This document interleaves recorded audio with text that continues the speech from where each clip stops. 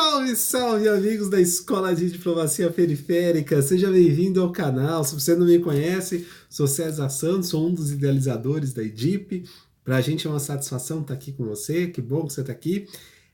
Esse é o vídeo 21º, você está na playlist do Zero Aprovação.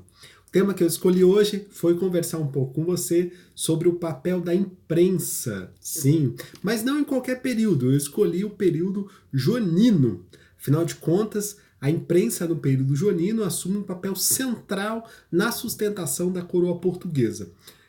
Você pode imaginar, não havia à época outros espaços de saber ou o locus onde se dava a formação da opinião pública, né? Eram muito restritos. Não é como se é hoje, que a imprensa está aí toda disseminada e vivemos num regime democrático, então a liberdade de impressão e de expressão, me permitam o trocadilho, são asseguradas, né?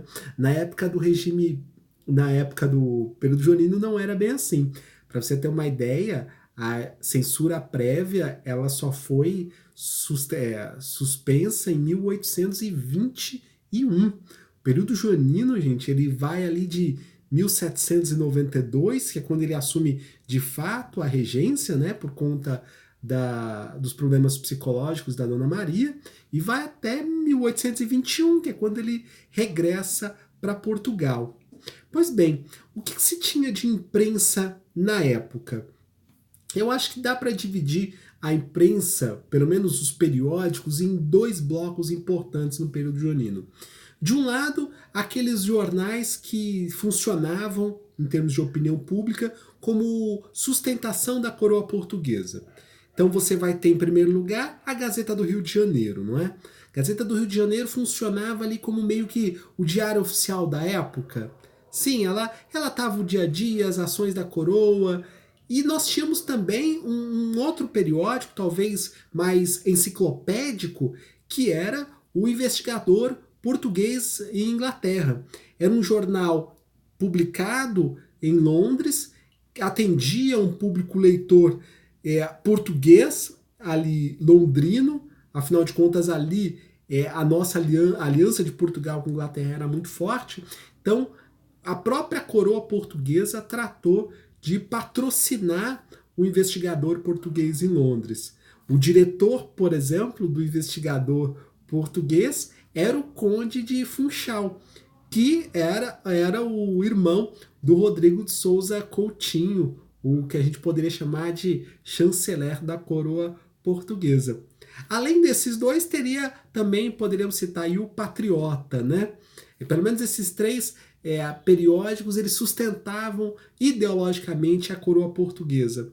Mas como é que eles faziam isso? Acho que é importante a gente ter o quadro ideológico de como essa sustentação se dava. Claro, tinha o financiamento de Dom João VI, da coroa portuguesa, mas ela vinha dentro de uma perspectiva que a literatura chama de reformismo iluminista ou reformismo iluminado, que é uma aliança da ascensão do racionalismo, mas, claro, lido pela fé católica. Então, as leituras acerca do que era o progresso era um conceito muito forte, importante na época, ela era lida nessa ótica da fé cristã. Então, a coroa portuguesa tinha uma leitura do período iluminista que se refletia certamente nesses periódicos que sustentavam a coroa portuguesa. Os temas da época, naturalmente, eram política, arte não no sentido que nós conhecemos hoje, nesse sentido mais contemplativo, mas no sentido de alguma coisa aplicada, né? Então, a agricultura era considerada arte, pelo menos dentro dessa perspectiva. Coisas de se fazer, coisas úteis da técnica também eram consideradas artísticas, né? Então isso tinha espaço dentro desse jornal. A ciência, a evolução do conhecimento científico também aparecia nesse jornal. Mas basicamente era uma sustentação da coroa portuguesa. Agora, você há de perguntar, César, eu já ouvi falar muito do Correio Brasiliense, você não falou do Correio Brasiliense. Pois é, muito bem lembrado, porque, afinal de contas, A gente sempre quando vai falar, por exemplo, da transmigração da corte portuguesa para o Brasil, e a gente vai dizer das transmigrações das instituições que vieram com Dom João VI, a gente cita um tal de Hipólito Costa, né? O Hipólito de Souza, ó, Hipólito José da Costa. Ele é o fundador do Correio Brasiliense. Mas, ó, Correio Brasiliense não era um jornal, digamos, que apoiava a coroa portuguesa. O Correio, o Hipólito, ele, inclusive, o Hipólito da Costa, para quem não sabe, ele nasceu em território brasileiro. Aliás, ele nasceu na América, ele nasceu em Colônia do Sacramento. Ele serviu a coroa portuguesa, serviu o próprio Dom João VI, tinha uma relação muito próxima com o Rodrigo de Souza Coutinho, que era, digamos, o chanceler ali da corte, mas ele acaba tendo uma relação de inflexão quando ele tem iniciação na maçonaria, né? E aí, por conta da maçonaria, ele rompe relações com a coroa portuguesa, vai morar em Londres e funda o Correio Brasiliense. Inclusive, ele tinha uma relação muito próxima da coroa britânica, que lhe permite também fazer, digamos, um ataque, um enfrentamento à coroa portuguesa sem maiores consequências, né? Mas que lia, afinal de contas, esses jornais? Se você pegar o público londrino, bem, mesmo o público londrino português, né? Você tinha os comerciantes portugueses, a coroa portuguesa e o rei de Portugal, os governadores de Portugal. Então, basicamente, era esse o público leitor. Agora, não se engane que esse público leitor seja tão restrito do ponto de vista político, porque, afinal de contas, tanto o Correio Brasiliense quanto o investigador português em Inglaterra circulavam na Inglaterra, circulavam em Portugal, circulavam no Rio de Janeiro, e há registros também de que circulava na América Espanhola. Então havia um debate, de um lado, dos jornais que sustentavam a coroa portuguesa nessa perspectiva do reformismo iluminista, e de outro lado, uma perspectiva mais liberal, uma perspectiva mais antenada ao comércio, que era a perspectiva do Correio Brasiliense. Os principais leitores do Correio Brasiliense eram comerciantes portugueses em Londres, né?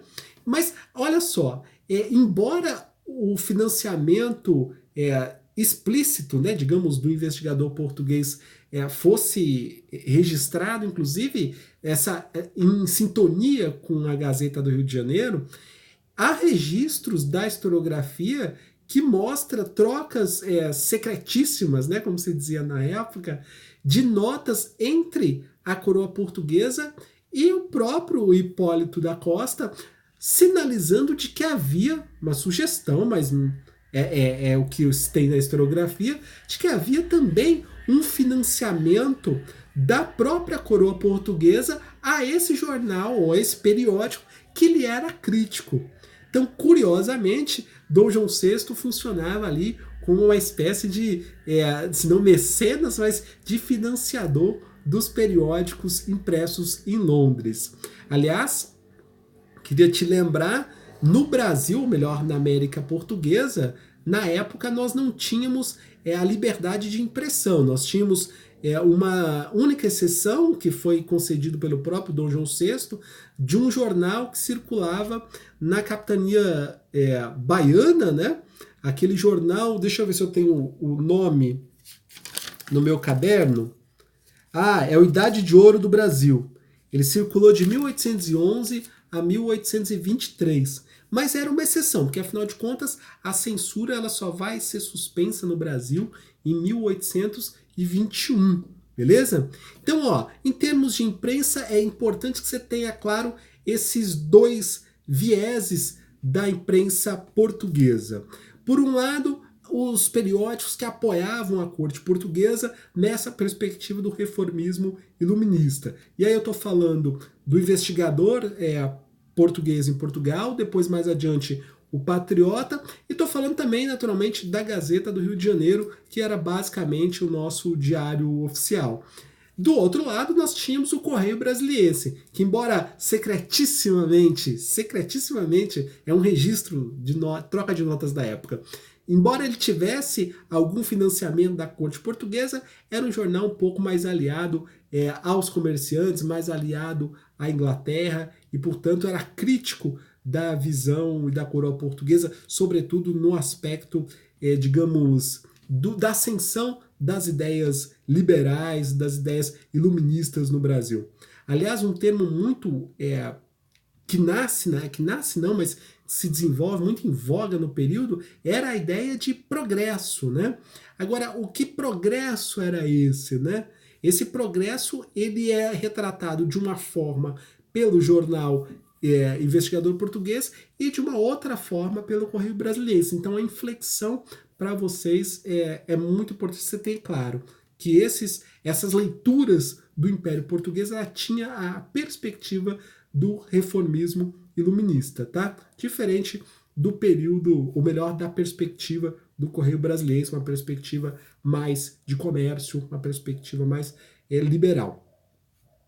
Queria fazer um registro super importante, afinal de contas ainda estamos no período joanino, que é o retorno das forças reacionárias com a queda de Napoleão. Isso muda, isso cria uma inflexão também na coroa portuguesa e é refletido naturalmente nesse debate que se dava na imprensa. Esse período se dá ali em torno de 1815, 1816, inclusive no contexto do Congresso de Viena, ele altera, por exemplo, a nossa representação, ou melhor, a representação do Império Português em Londres. Se antes ela estava sob o comando do Conde de Funchal, que era irmão do Rodrigo de Souza Coutinho, quem vai passar a assumir o comando lá da Embaixada de Portugal em Londres é o Conde de Pálmela. O Conde de Pálmela, ele era muito diferente, muito distinto do Conde de Funchal. Afinal de contas, o Conde de Funchal tinha uma aproximação com a corte, com o partido inglês, digamos, defendia uma aliança Inglaterra de Portugal, que o Conde de Pálmela talvez não fosse dos mais fanáticos. Mas essa inflexão ela é importante porque o Conde de Pálmela ele passa a ter uma importância dentro da coroa portuguesa que para a gente é bastante significativa. Além de plenipotenciário da coroa em Londres, foi também representante do Brasil, ou melhor, do Império Português no Congresso de Viena. Ele também foi um dos que propuseram a ascensão do Brasil à condição de Reino Unido, a Portugal e Algarves. Então ele traz para a gente uma importância fundamental. Conde de Pálmela. E, para finalizar, também não posso deixar de registrar a figura importante de quem assumiu o próprio Império Português, o investigador português. Deixa eu ver se eu tenho o nome dele fácil aqui.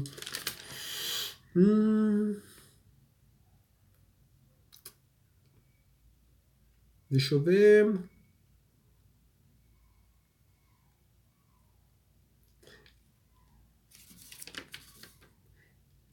É porque é importante. Calma aí, se demorar muito eu edito. Ah, sim. José Liberato Freire de Carvalho. José Liberato Freire de Carvalho. Por que ele é importante? Porque com a saída do Conde de Funchal, ele é quem assume o investigador português. E o investigador português em Inglaterra, nesse período, também tem a inflexão. E como nós temos a imprensa, é importante que você registre tanto a mudança no jornal, como a mudança também na condição de plenipotenciário. A saída do Conde de Funchal dá espaço para o Conde de Pálmela e também para o nosso querido amigo José Liberato Freire de Carvalho. José Liberato Freire de Carvalho. Anota aí porque vai ser importante. Muito bem, queridos. Olha, eu acho que sobre a imprensa, no período joanino, eu pontuei os principais elementos. Eu acho que a divisão ideológica dos dois principais jornais, né, o Investigador Português e o Correio Brasiliense, é importante você mencionar na sua prova.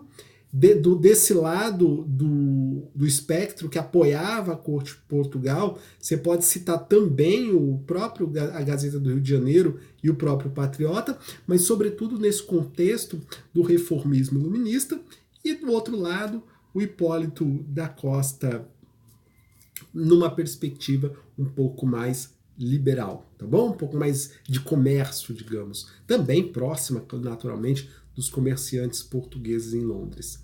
Beleza? Queridos, o vídeo 22º, que é o próximo, tá com um tema... te convido a assistir. Grande abraço, boa semana, bons estudos, segue firme. Te vejo no próximo vídeo.